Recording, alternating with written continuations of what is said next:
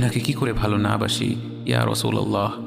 যখন আপনি আমাকে ভালোবেসেছেন সেই 1400 বছর আগে, যখন আপনি আমাকে মিস করতেন, আশা করতেন যেন আমার সাথে দেখা করতে পারেন, অথচ তখনও আমি জন্মই হইনি।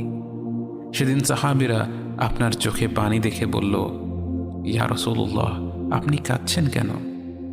আপনি বললেন, আমার ভাইদের খুব দেখতে ইচ্ছা করছে।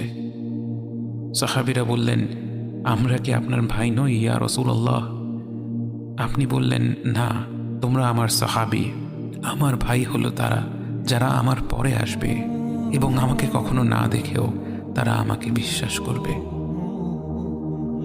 মৃত্যুশয্যায় শুয়ে আপনার অন্তরে এই চিন্তা ছিল যে আমাদের পরিণতি কি হবে। উম্মতি উম্মতি বলতে বলতে আপনি আপনার রবের নিকট ফিরে গিয়েছেন। আজ আমরা আপনার উম্মতের অংশ।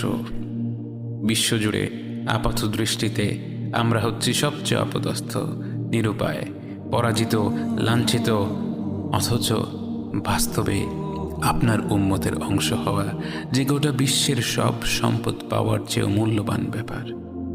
আজ আমার মনে যত আশা, যত আকাঙ্ক্ষা, যত স্বপ্ন, যত চাহিদা, সব কিছু পেয়ে গেলেও নিজেকে এতটা সৌভাগ্যবান মনে করতাম না যতটা মনে হয় আজ আপনার উম্মতের একজন হতে পেরে।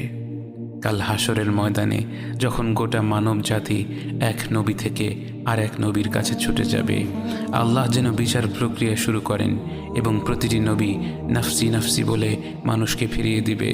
অবশেষে যখন সবাই আপনার সামনে হাজির হবে এবং আপনি গোটা মানব জাতির প্রতিনিধি হয়ে আল্লাহর সামনে সিজদা করবেন, সেদিন আপনার উম্মতের সদস্য হওয়ার পূর্ণাঙ্গ মর্যাদা প্রকাশ পাবে। ইয়া রাসূলুল্লাহ।